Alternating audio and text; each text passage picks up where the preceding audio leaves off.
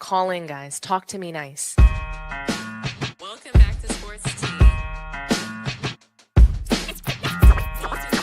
Welcome back to Sports Tea. Talk to me nice. Nice. Call in, guys. Talk to me nice. Call in, guys. Talk to me nice. Talk to me nice. Hey, everyone. Welcome back. I'm here with Man Down Mel. It's time for us to recap Timberwolves versus Golden State Warriors. What a game. That's insane, man. How's This it going, this Mel? this playoffs has been insane, man. I know. Honestly, what I'm loving is just how well matched the rounds have been. People are just thinking that there was no way that the Cavaliers were going to beat the Pacers. Even game one, Steph Curry's out. Look at what happens. It's just unbelievable what we saw tonight, especially in that first half. What did you think? The Golden State was ready. You know, their experience showed. They came out knowing, hey man, the T Wolves probably they ain't expecting what we about to bring, and they probably don't.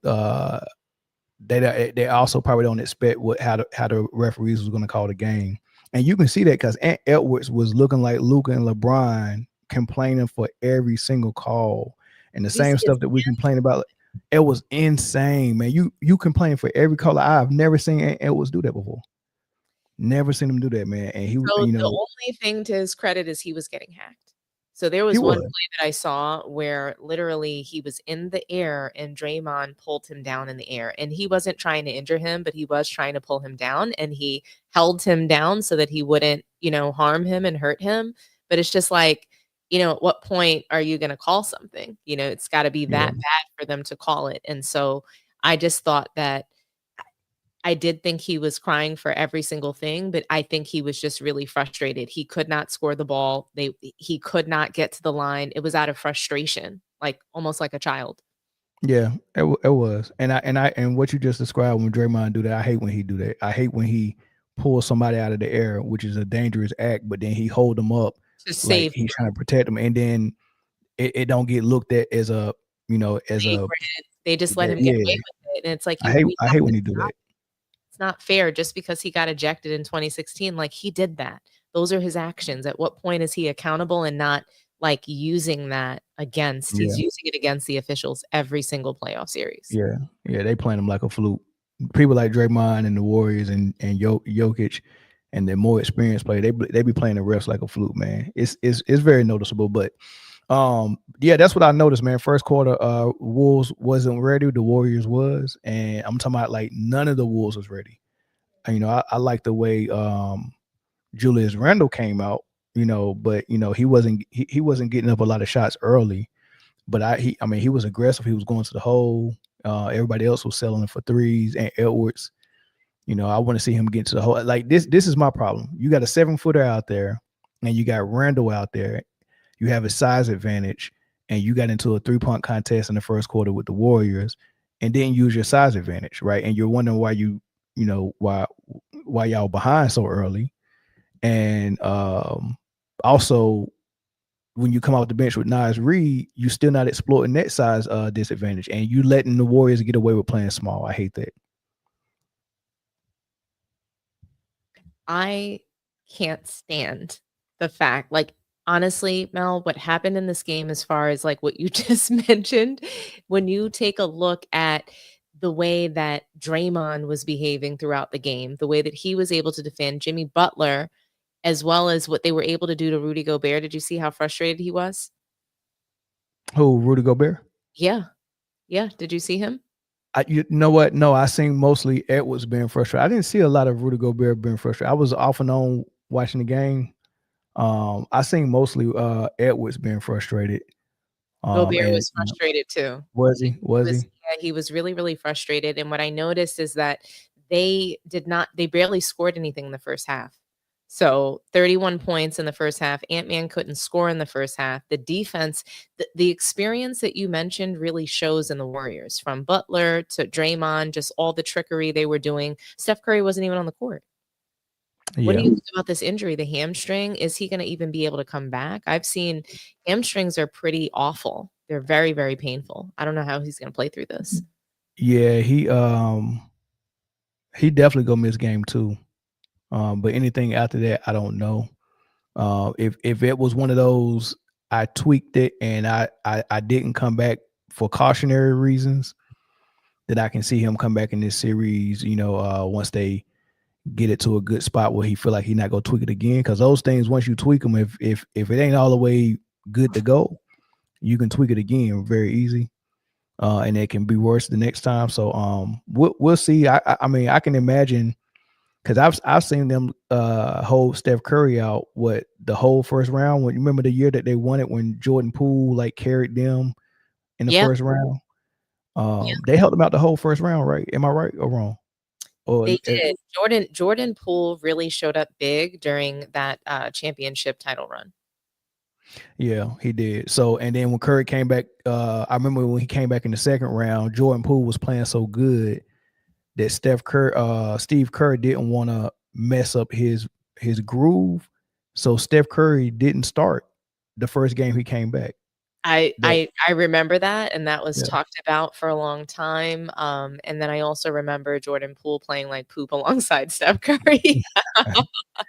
But my point is, I don't think that the Warriors are afraid to sit him. They already got a 1-0 lead. They stole home advantage. So sitting him for this next game, that's cool. If they lose that game, then maybe they'll think about when they want to bring him back. But as long as they're winning, they're not gonna bring him back. I can agree with that. I love the fact that, the team is stepping up. You take a look at all those players and how they're hitting shots. Steve Kerr is in love with Pajemski. Yeah, he is way more than he is of Kaminga. But Oh my god. Kaminga got a couple of minutes this year. Yeah, This he got this a this couple of game. minutes. He's putting him on the floor. I mean, and Steve Kerr hates Kuminga. I mean, I think he can't stand Kuminga. And even he's on the floor, but yet Jackson Hayes wasn't on the floor. Like, how do you not play the guys that have the athleticism and size? I just still can't get over that. It ain't part of this game no more. And until the league changes, and I think the league is going through some changes now, but until the league all the way changes and kind of remove themselves from the space and pace, the 43s a game, the no big, the league got to go through a little metamorphosis and kind of evolve again. But right now, I mean, this is the way you're supposed to play if you want to win. I mean, You know, Timberwolves couldn't small buy a ball. three. Speaking of threes, they could not buy a shot tonight. I have never seen anything like it. They couldn't buy anything. They couldn't even drive. Like normal people, like Anthony Edwards, who nobody can stay in front of. He couldn't get by nobody. He And that just goes to tell you what they was allowing, which He is cool. couldn't get anything. I mean, it was just there were moments where I was laughing. Like, I was laughing at Ant-Man. I was just laughing at the way that they were just getting fouled and nothing was getting called. I want to see them. This is my thing. If you're getting holes and they're fouling you and the whistle's not blowing, at least do the same thing on the other end and see how much you can get away with. And Right? so I Do the it most. right. And I don't think that they believed that they could get away with that, and it was annoying to me because I wanted to see more from Gobert. It just looked like he was lost, like he couldn't guard anybody. It looked like he couldn't do anything out there on the floor. The Yeah, Timberwolves look very discombobulated. They look sloppy out there. They didn't very seem to sloppy. play. They didn't even have like energy. It felt like it didn't feel like they quit, but it just felt like they just looked almost like like when a child is trying to fight you and you have your arm out, they're like this. You know what I mean? And they want so bad to like beat you, but they can't. That's what they look like to me tonight. Nah, you ain't telling no lies. That's just what You they look definitely ain't like telling to no me. lies. But, what did you think, like, who did you think were the standouts in the Warriors? Obviously, for me, it was Buddy Hield. He's been stepping up, hitting shot after shot after shot. He had a big couple. I think he had 4 3-pointers in the third quarter. Hold on, say that again. I had a freeze on my internet. What you say again? Buddy Hield, did you for me, I felt like he was the standout. He's been really coming up big for the Warriors in the postseason. Draymond Green, Jimmy Butler, Steph Curry, like these guys have been not no-shows, but they've just been kind of not, they haven't been high scoring. And he's had to like pick up where they weren't really able to score. And I think he's really stepped up into his role. No, that's a fact. And they had to have that magnet on because who couldn't miss for Golden State? Draymond couldn't miss. Buddy Hill couldn't miss. When Pajinski did shoot, it went in. Gary Payton, when he was open, that went in. Like nobody could miss. That's what it looked like. It's just like they can't miss shots. And Yeah, if they can, I mean, imagine if the Warriors go to the finals. I don't even want to imagine it because I already know what the media gonna do, and I already know what Draymond gonna say. Like they gonna be unbearable.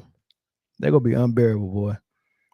That's like if I don't know. That's like if Kelly Rowland give me her phone number, I'll be unbearable. Yeah, I look. You ain't gonna hear the last of it. Do you think it would be worse for Golden State to win a ring from like their media sort of like celebration and like how Draymond would act versus if LeBron were to win another one? If the Warriors win, Draymond would want another max contract after this one runs out. Like they really are entitled in that way. Like Draymond is Draymond delusional. would still believe that LeBron is the GOAT. Yeah, he'll say that. You know what I mean? Because Curry ain't gonna get mad at him saying that. But 30 years his guy too. So I mean, eventually he gonna start saying, things that's gonna puff Curry up. I mean, you're already hearing people like Kendrick Perkins say he should be in the GOAT debate and Shaq and all these dudes. And I don't understand how these pro athletes don't know what the GOAT really is. Like, I know. Paul Pierce really, I can tell you, Paul Pierce really, really, he gave that discussion legs and he made it like super spicy. He was saying, you believe it. You said, I believe it? Yeah, you believe it. So what I believe in is the uncomfortability of the conversation. I believe in what the truth said. I believe that the truth hurts. And I believe that it's going to get very uncomfortable if Steph Curry wins another ring. I don't believe that he's comparable to Michael Jordan, or I don't believe that anybody in this era, and I've said this multiple times, is comparable to anybody that played before 2003. If you played before 2003, I'm not comparing you to anyone. You don't deserve that. Your career deserves so much more than to be compared to the modern day NBA player that is just not showing up to work, is just not, putting in the same kind of effort for whatever the reasons are. It doesn't matter whose fault it is. I'm just saying this is what, they are just not working as hard. I can't give them the same credit. I can't. I mean, I'm not against it. Like I wouldn't compare the best of this era with the best of the previous era when I know the previous era was more challenging and closer to pure as possible as far as basketball is concerned. But yeah, so I'm with you 100% on that. But the uncomfortable conversation of Steph Curry being more comparable to LeBron, or even considered better, or considered that this was his era, or things of that nature. I mean, I guess it's a argument to be had, and it's a conversation for sure. But there's no way that I think that Steph Curry is a better basketball player than LeBron. And I don't know. I just can't go with Curry on that one. But there's a conversation that can be had for sure. It's tough because I think that Steph Curry has accomplished more than LeBron. So I think that Steph Curry is, I think that he's done more in the league. I think he's accomplished more in the league. I think he's done more for the game, even though I don't care for how it's changed. I think that nobody wants to play like LeBron James. No.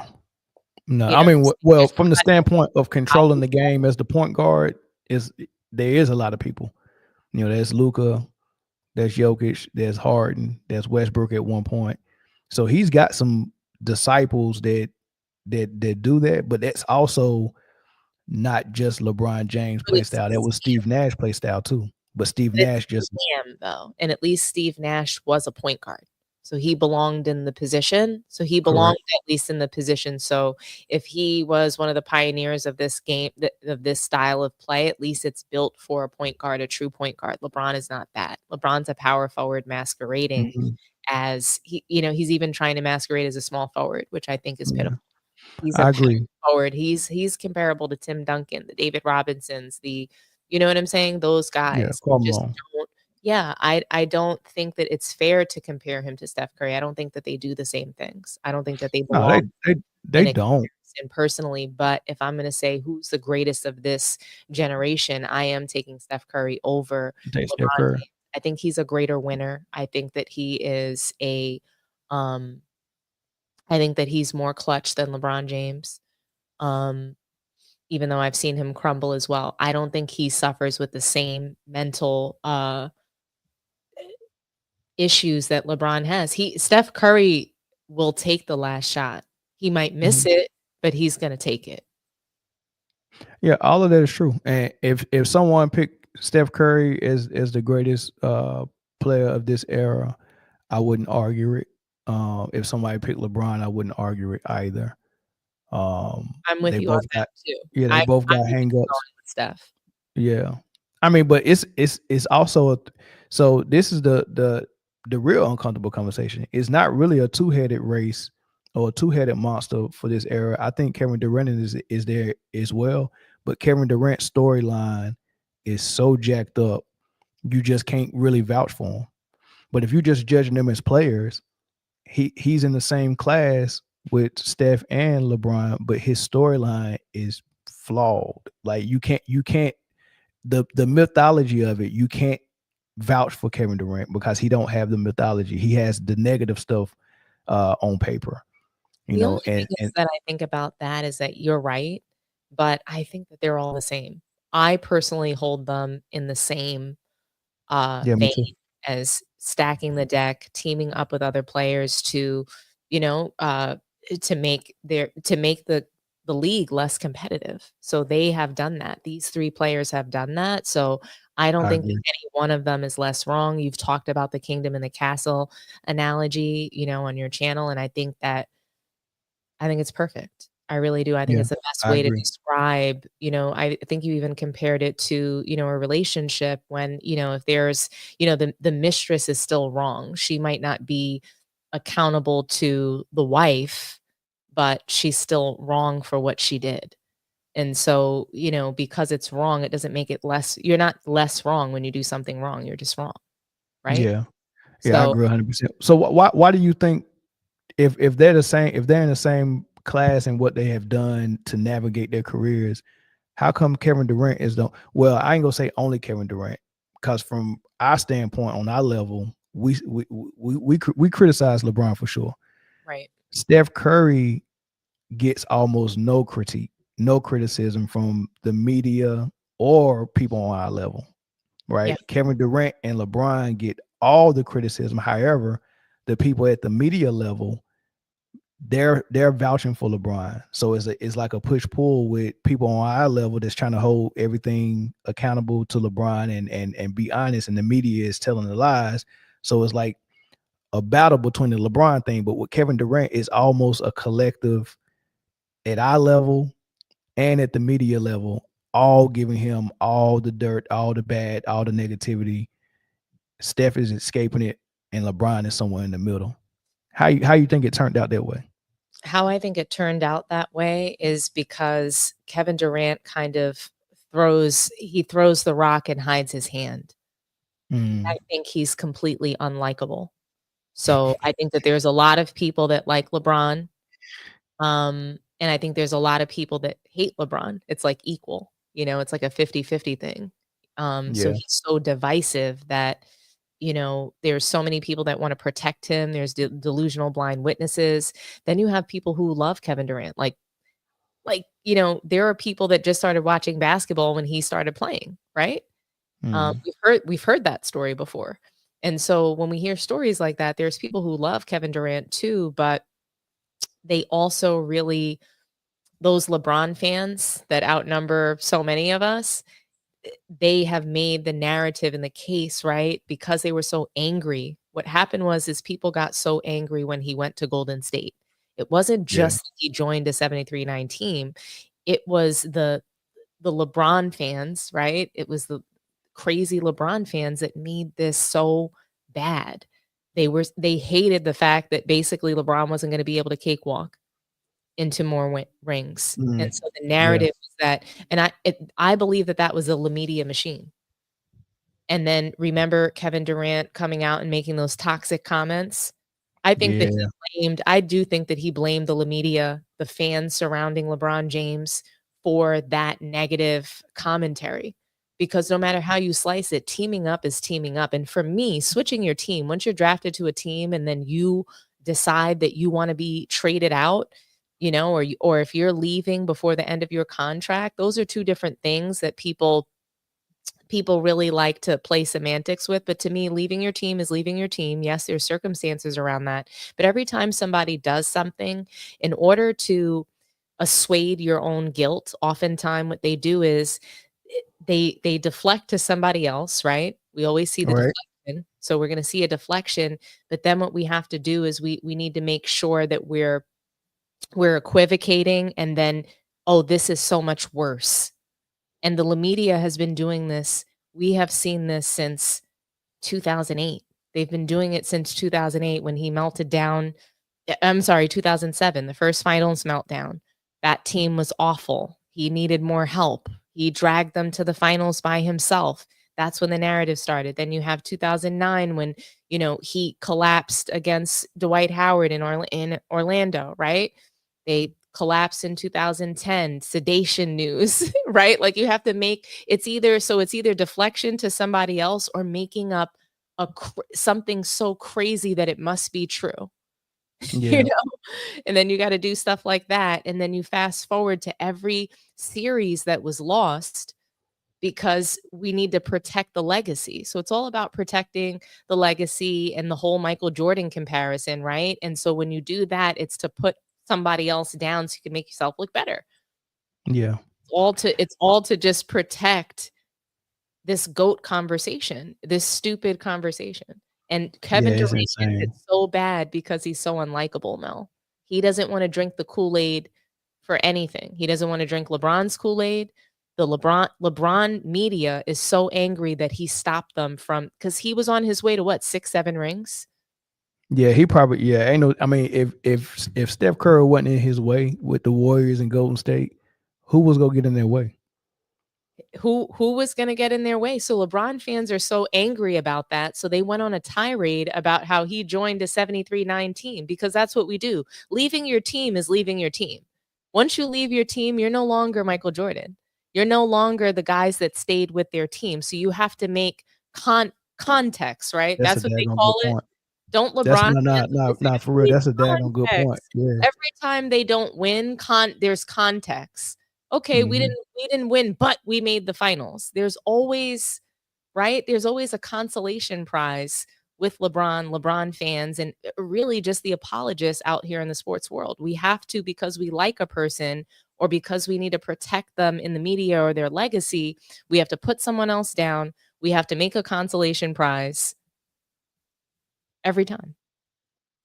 Nah, that's very valid. I mean, I like when you said that, because you're right. I think the same thing. I think that once a player comes in and shows that he could get to the elite level, and then he can get to the level of the greats, the top 5, the top 10 players that we've seen, Bird, Magic, Michael, Kareem, all these. Once we see, oh, we can identify that, oh, he's one of them, then we start watching you really closely to see how you're going to do. And you're right. You take yourself out of the conversation of being compared to them once you start doing things or making things easier for you to skip the type of grind that they went to. And staying with one team is a grind.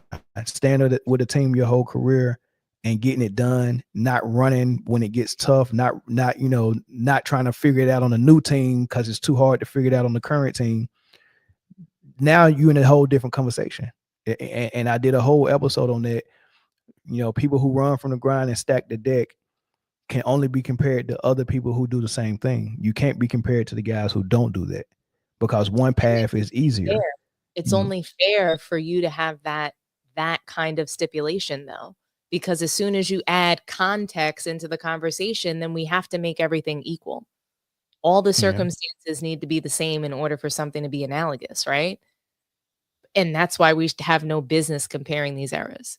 But anyway, back to the Wolves and Golden State Warriors. Do you think it's possible, Mel, for them to win the series without Curry? No, I think this. I don't think the T-Wolves have had these type of games the whole series. It was good for Golden State Warriors to come out and shock them, and the type of style or the type of fight that you're fighting in. Sometimes you don't really know it until you actually get out there. So this is round one, right? So now they got punched in the mouth, they shell shocked. But now they got to figure it out and then come back in game two and then play their style of basketball and impose their will. And if they can do that, then they got an opportunity to take control back over the series when they go back to Golden State. So if they win two straight, if they win game two and then win game three, then I think they would still be in good shape. No, I still think they can win it. So you think Golden State can win it? No, not without Steph. No. Not without Steph. So because you don't think that Buddy Hield will be able to carry them for the series. You don't think that Draymond Green will continue to shoot well every game, and Podziemski, like, they have to continue to gel like this as a team for the rest of the series if he's going to be out. Yeah, and then psychologically, really be enough. Yeah, they're not gonna turn that magnet on every game. I've never seen them cut the magnet on 2 games in a row, so they might not. Oh man, the magnet won't be on this game. I guarantee you that. And the Wolves will be a slightly different. I think the Wolves will get their calls, but they were so strategic in how they did it, because when you look at the free throw, there's not a disparity. So like to the naked eye, you look at it and be like, oh, they both shot between 15 and 17 free throws. They wasn't holes in the Wolves, but when you look at the fact that Golden State probably got away with 100 fouls, right? They probably fouled them 100 times, and they could have called at least out half of them. But you know what I mean? But they was fouling the hell out of them, which was cool, because they was fouling the hell out of Golden State and Steph last series against the Rockets. So I'm not complaining they was fouling them. But I am saying that them allowing it to happen, kind of makes me raise my antennas up. Like, Warriors come in undersized, they're outmatched, they're going to get out rebounded. How are you going to make this a good series? Oh, turn the fouls a little bit down for them, and that'll help them compete. So that's what's going on. The Wolves just got to figure it out and recalibrate. But the way they use the fouls, though, like, let's say if the Wolves are down 12 and then they score like 4 straight and it look like they're about to go on a run, that's when Jimmy Butler will flop and get right to the free throw line. Right. So it's not like we're calling a ton of fouls for one team and none for the other one. We're calling them strategically to stop a run. Like, a timeout will stop momentum, but a foul will as well. So the referees, Steve Kerr got 6 timeouts. The referees probably got 5 or 6 times where they can stop momentum with a foul, and they use it. It's very strategic. And Jokic do it a lot too, and he knows it. Like, he'll stop a run with a flop. If they going on a run, Jokic is like, okay, we can't score right now. I'm a flop. And it works every single time. It works every single time. Well, Anthony Edwards, he was Camp Man. He couldn't score. Camp Man can't score. Like, I haven't seen him play that poorly in a while. And I know he gets into those kinds of spells. And I mean, it got to a point he didn't make. Did he even make a jump shot all game? I don't think he made a jump shot. He drove to the hole and he was able to get to the rim. And I mean, he had to battle. He had to fight for like every single point. So, yeah. He didn't. His stroke was a little bit better in the fourth. He hit a 3, maybe 2 threes in the fourth. Okay. It started falling. He started feeling it a little bit in the fourth. And to have to wait all the way to the fourth quarter to like get into it, he just Yeah. could not find a groove. I just wish he wasn't complaining for the calls though, man. I seen him give up 4 points in the first quarter Just from by complaining. complaining for a call. I was like, come on, man, you can't do that. Yeah. Yeah. Can't do that. I mean, look, T-Wolves got spanked, and they got spanked by this guy. Not a superstar, not an all-star. Buddy Hield, a guy who was he traded from the Pacers to Golden State, or did he go somewhere else first? He probably went a couple of more places. I can't even remember. Well, Buddy Hield beat the Wolves. The Wolves definitely, in my estimation, they turned to sheep tonight. Yeah, they did. They did. Shame on them. You gotta call it like you said, man. They didn't show up ready to play. They were unprepared. And also, let's talk about like why they really lost. I mean, a big part of it, I'm gonna blame the coaching. I thought Chris Finch looked complete. He looked awful. He looked like he was about to cry. Are you gonna listen to a guy like that? Man, He just I look. he looked so defeated. I didn't even know, like, was he even giving them a strategy? Was he even telling them what to do? Ain't no telling. Ain't no telling. But if you're not going in the post to Nas Reed with this lineup, you know what I mean? And who knows, this might not even be the Rudy Gobert series. They might have to start Nas Reed and bring Rudy Gobert off the bench. You know what I mean? I would love to exploit Jimmy Butler and Draymond Green in the post, because trying to dribble drive past like they're playing with nothing but guards and forwards, not one center. Yeah. Right, nothing but guards and forwards, and really they playing with 4 guards and 1 forward. Draymond's the only real true power forward out there. You know, Jimmy Butler is a guard with small forward size, but it's 4 guards out there, and Draymond, and you got a 6'9" true power forward and a 7-footer out there, and you can bring a 7-footer off the bench. Exploit that in the middle, down low. Go in the post to Nas Reed and let him cook. Don't bring him. This ain't the series for him to try to stretch the floor and exploit it. This is not the Lakers. That's how you exploit them. Dribble drive is gonna be easy getting past Luka and LeBron, and then stretching that floor out.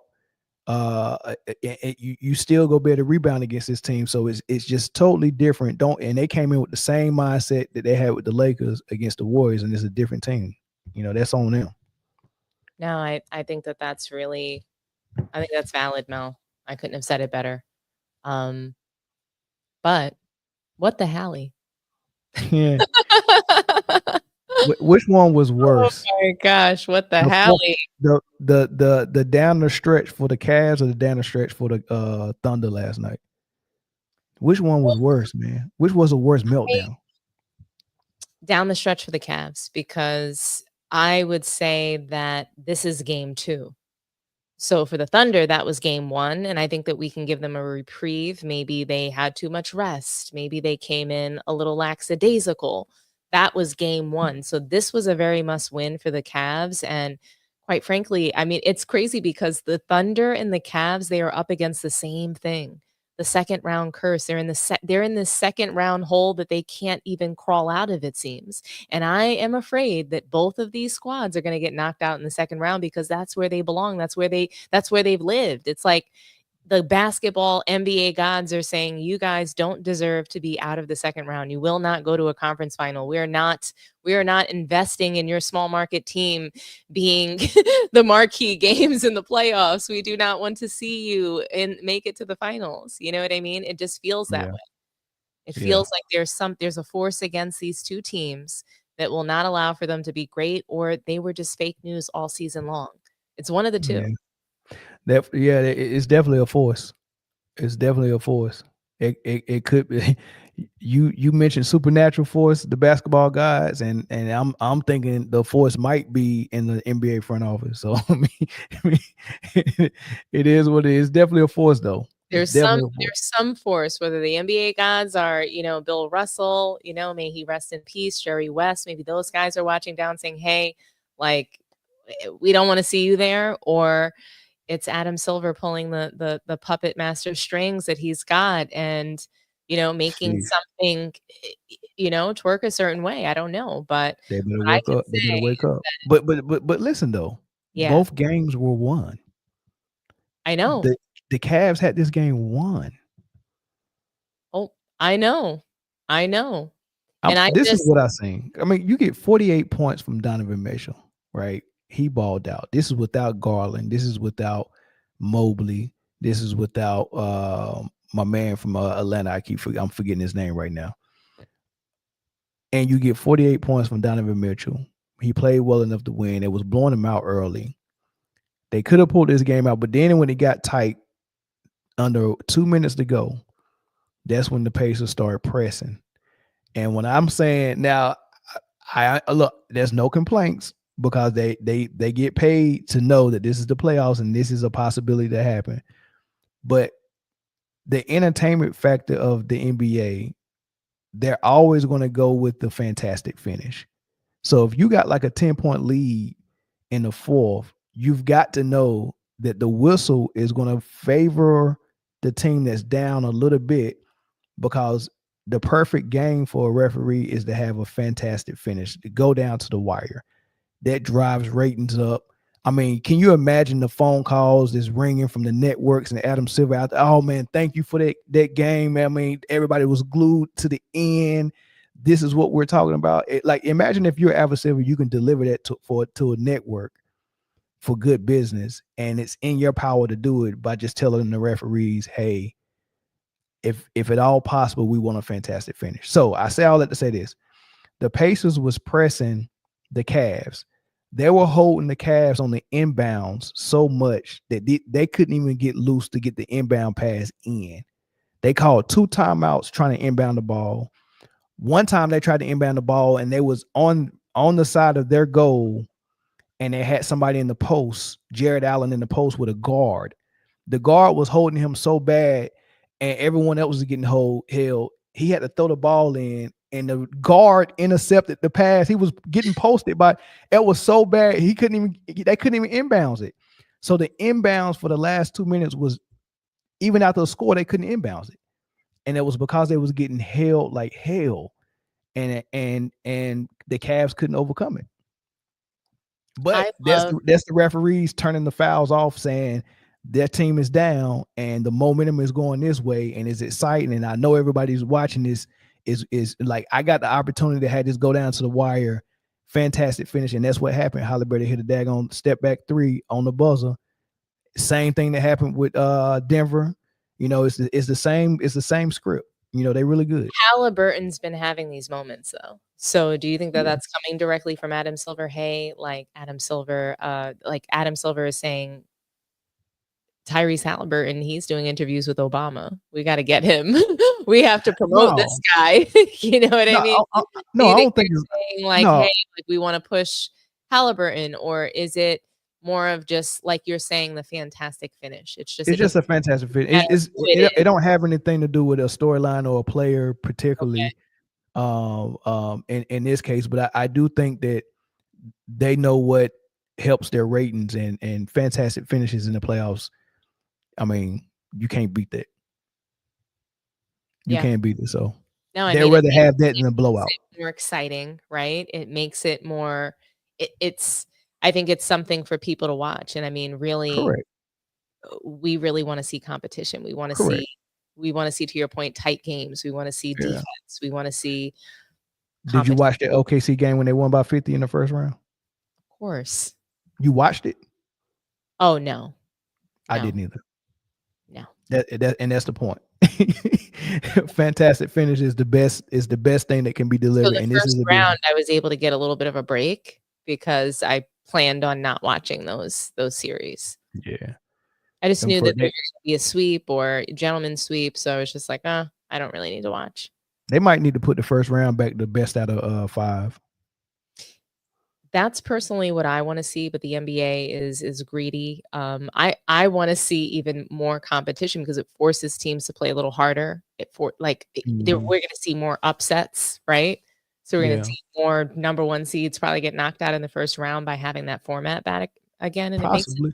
it makes it tougher. Like, But then it don't waste our time because we really had to watch the Grizzlies in the first round. Like those 4 games were a waste. I Like agree. that series could like if you're gonna create the play in and make it an opportunity for a team with a losing record that was the 10th best team in the conference, and if they have a good enough day to win a play-in game, they can get in in the playoffs as a 7 or 8 seed, but they don't belong there like the Grizzlies didn't belong there. Like you didn't earn it, So if we get those type of teams in, then give us a shorter first round because now we watching some doo-doo, So that I'm telling you, that Grizzlies and OKC, I didn't watch not one game. It was I awful. didn't watch not It one. was awful. And, even just seeing Ja Morant. So I would watch the post games to see what they were saying. And, Ja Morant is just delusional, saying that he thought that he figured them out. And did you see that? Yeah, I did. Yeah. Yeah, I he said, mean, yeah. he But felt they like were winning. They were winning. They were winning, but he capping. it's just, poor Ja Morant. Do you think he's going to be off the Grizzlies next season? Via trade because he's still on the contract, right? I believe so, but they could be Yeah, looking so to blow up that team. I do have some sound from Haliburton if you okay, want let's hear it. to play that. It's post game, so we'll listen and then we'll react. Getting used to these moments. How do you go through your emotions at the end of these kind of games? I'm at peace. I'm at peace with my game. Understanding that I'm trusted in these moments. I have all the confidence in the world to make these shots. My teammates and my coach staff give me that confidence, and just trying to make plays out there. You keep your head in a game when you're down 7 with 40 seconds to go. It's the NBA. Crazier things have happened. It's just what basketball is, and especially the end of our season has looked a lot like this. We've had many games where you could take a screenshot at any moment and be like, how did they win this game? But we just have a resilient group, man. We just figure out ways to win. We don't give up, and we're battle tested. We've, as a group, we've basically been together for about 2 years now. And that continuity has been really good for us. We've had to figure out so many different ways to win. When some guys got it going, when some guys don't got it going, we just find a way. And today that was what it was all about. Did the San Francisco come to you in the moment? I've been waiting for that. I've been waiting for that, man. It was just right in the moment. It was right in the moment. Yeah, man, I've been waiting for that. I'll take that fine gladly. Yeah, it's fine. It's fine. Obviously a little sore. They said they were gonna ramp up the physicality. They did. We're not crying. We're just coming out here to play basketball. Those first, I think you had 1 assist the first half. First 3 quarters, I feel like you said the physicality, they were really taking it to you. Just what were they doing at first, sort of make it tough on you, and then kind of the fourth quarter, 11 up your 19, what allowed you to sort of break free? Yeah, they were just in a full deny. Trying to take me completely out, and that's something we've seen from some teams this year. And I thought we just did a great job of staying with it. That allowed Drew to play on the ball a little bit more. He had 13 assists, 13. It's a big game.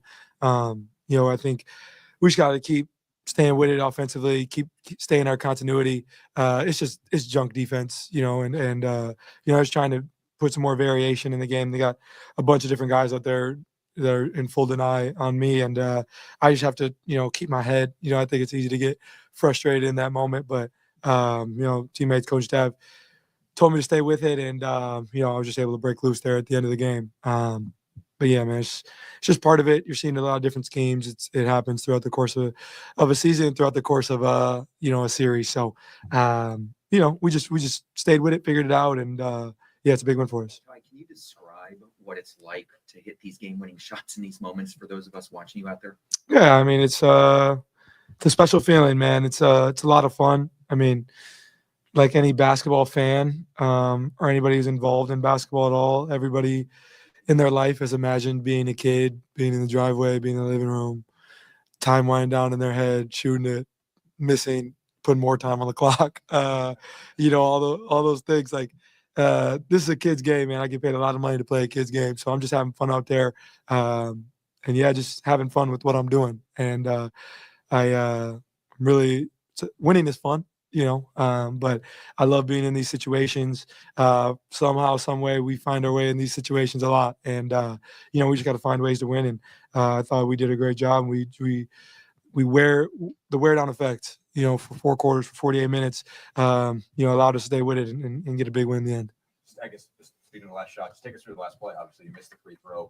What's your read on that coming off of it? How'd you manage to get a hold of it? What are you thinking at that point when the puck's winding down? You got to decide what direction you're trying to go with that. Yeah, I was pissed. I missed the layup. I lost the ball. If I would have held on the ball, it would have been an N1 and we would tied the game. But it's just funny how it works out sometimes. Ball came off. I jumped to grab it. Now I was going to shoot the floater right there. I kind of was looking around, but I just wanted to get out to the top. And then I just saw me and Ty Jerome at the top of the key. I had space and just trying to make a play. I felt comfortable there and, just knocked it down. But, I think there were so many plays that led up to that moment that were so big. I mean, AA Superman flew in, Michael Jordan from the top of the key with the tip dunk. Should have been N1. I thought Miles made some big post seals that, Drew got a.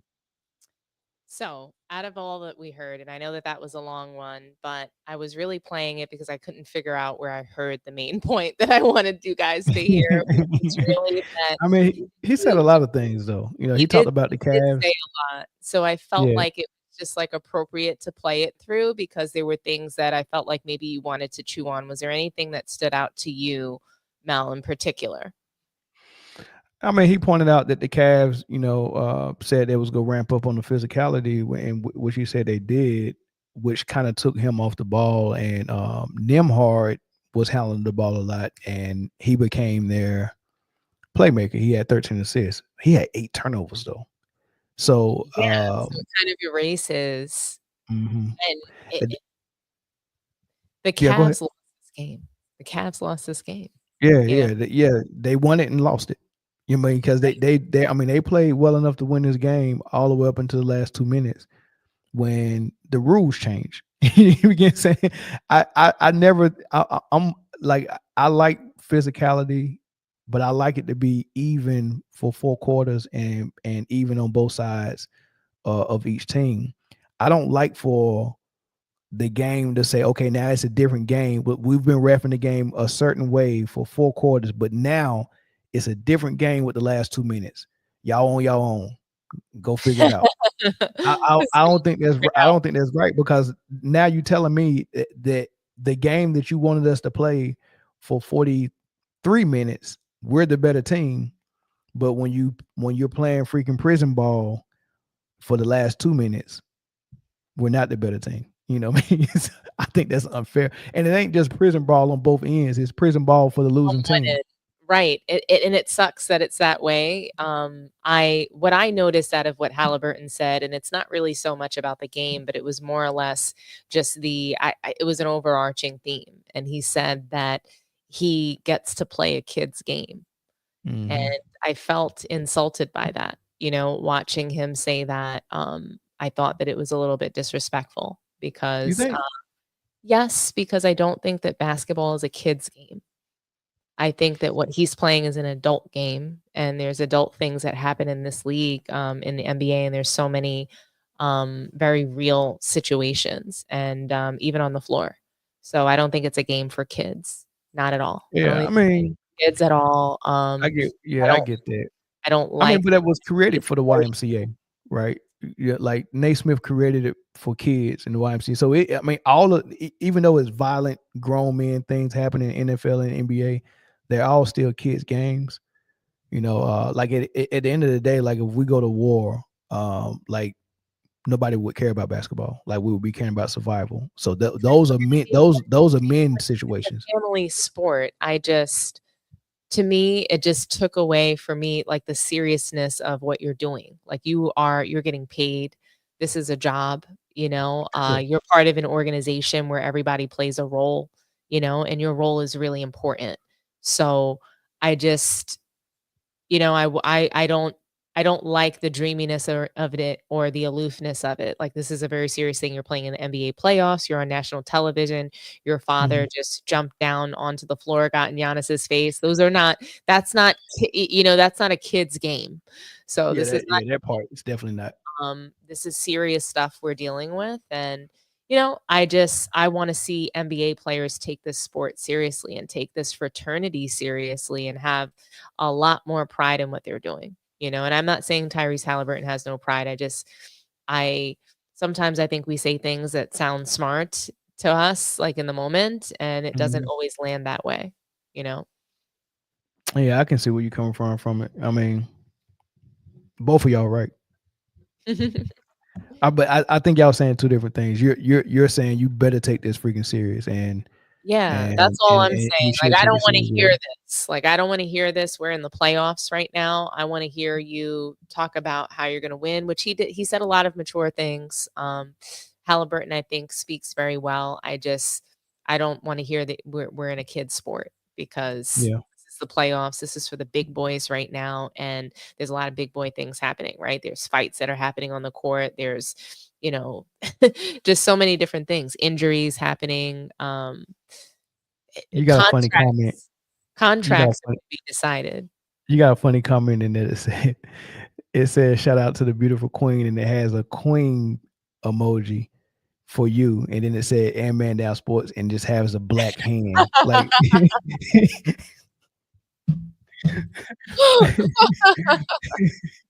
why am I a black hand? Is my hand that black? Am I a black hand? Is that what I am?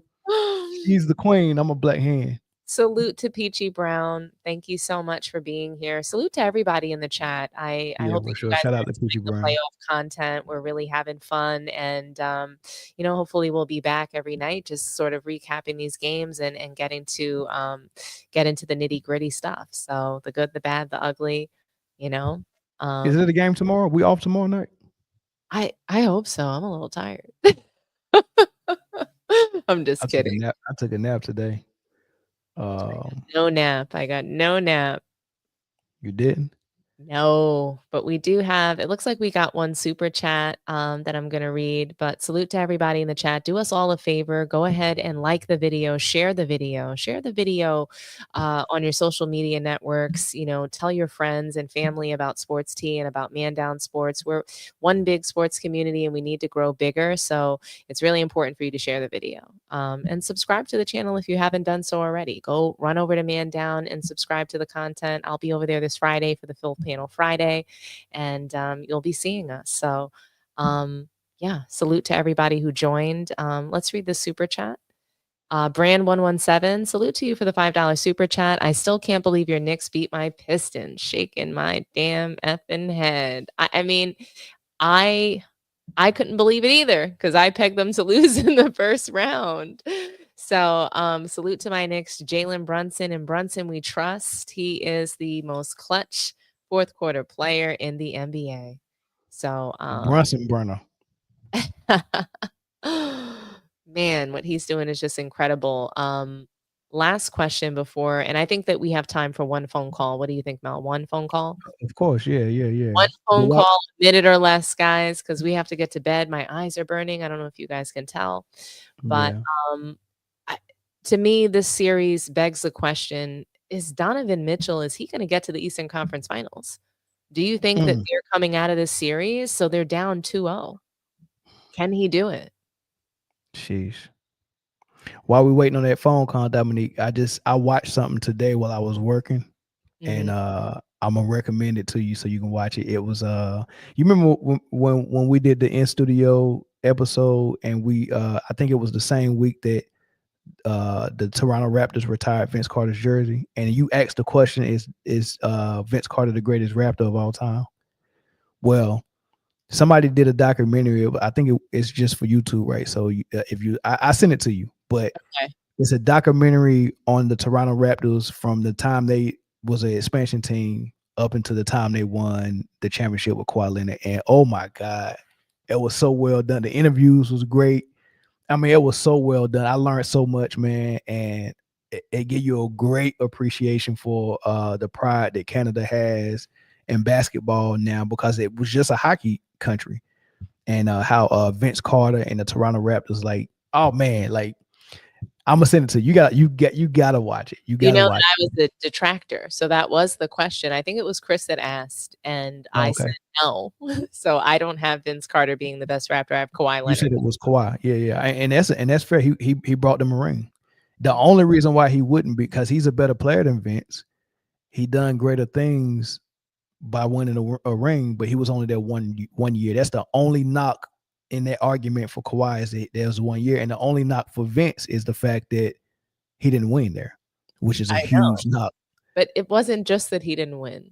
I mean, he really didn't win. But look what he did for Did he even Canada. win a playoff series? I think he did. Yeah, because the year after T-Mac left, they built a nice squad around him, because your Knicks was the year that T-Mac in T-Mac's third year, where T-Mac was at his best with Toronto. Mm-hmm. T-Mac played well in that series, and I watched that series, and I couldn't figure out why Vince Carter could not get to the hole. Like, he was missing everything. He had a horrible series, but New York was on his ass, boy. But that was that year. Then T-Mac left, and the next year was the year that him and Allen Iverson was trading 50-point games in that series. Remember that series when Iverson beat him? I do. Yeah. Yeah. So he got to the second round. But that's why. So if you can't get out of the second round, the accomplishments for me, hey, at least they got to the playoffs. But we do have our first caller. So thank you for calling Sports Tea and Man Down Sports. Talk to us nice. Who do we have on the line? Hi, Dominique. This is Sabrina. Oh, hi, Sabrina. How's it going? Talk to us nice. What do you think? Do you think that Donovan Mitchell I hear echo and my TV's on mute. Oh, okay. Let's see. One moment.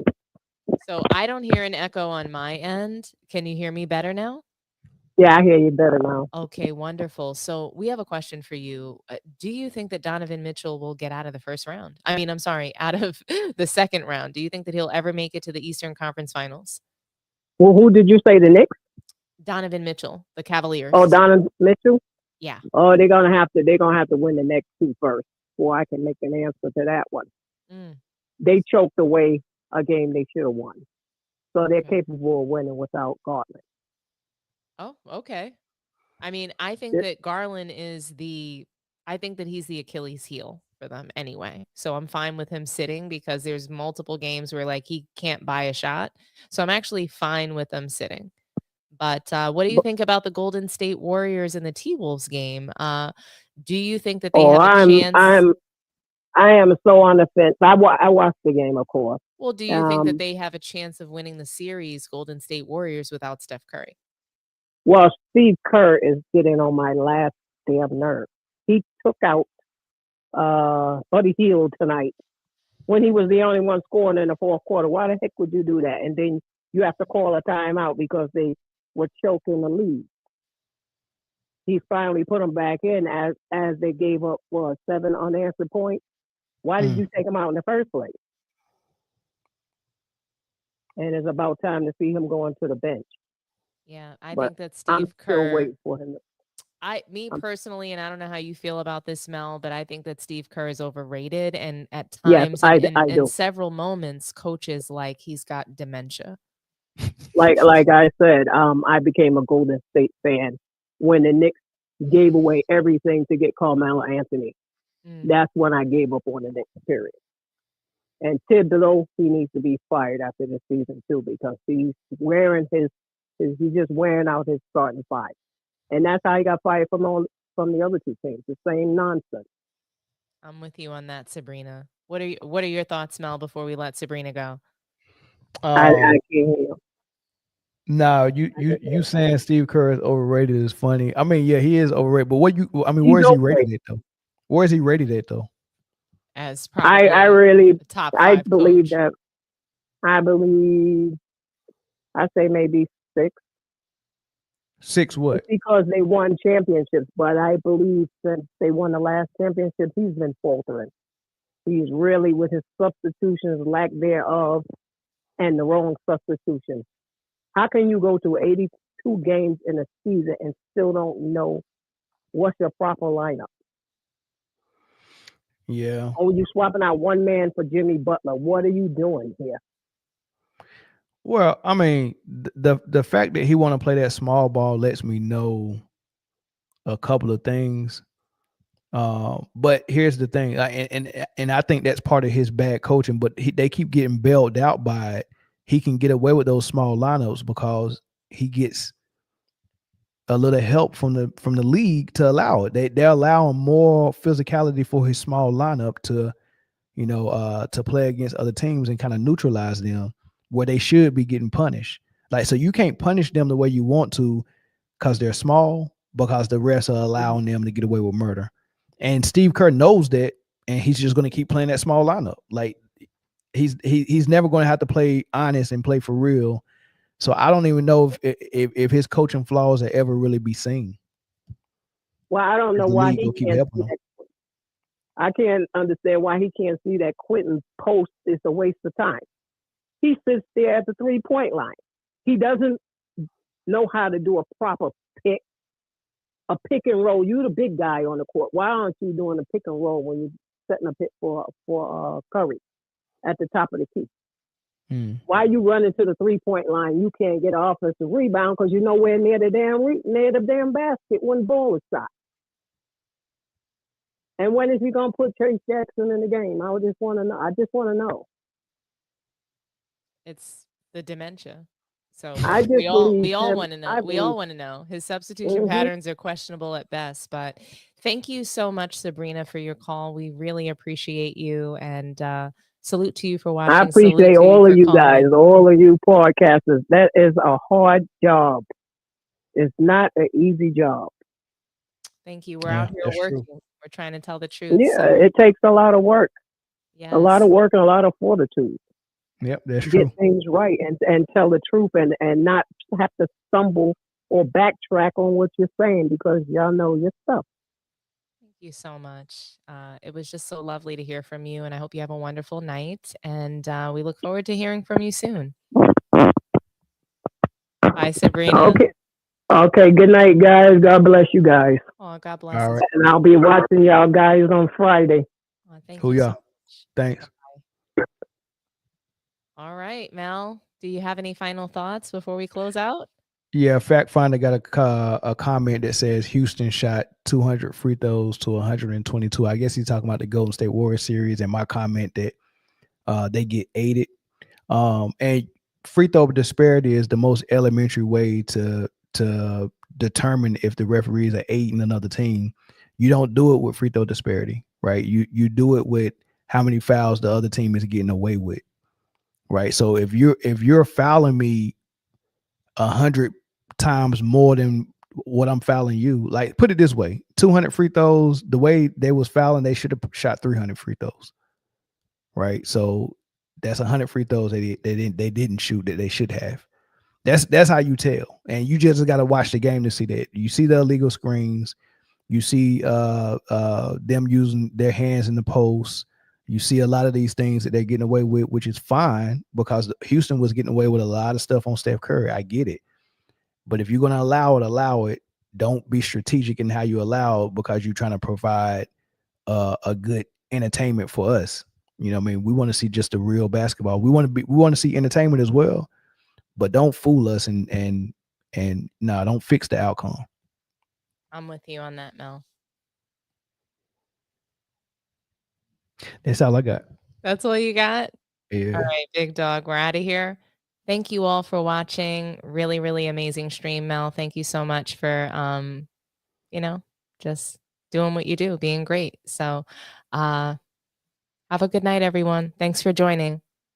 Peace. Peace. Don't try to do the peace. That's mine. you got the beginning where you say talk to me nice.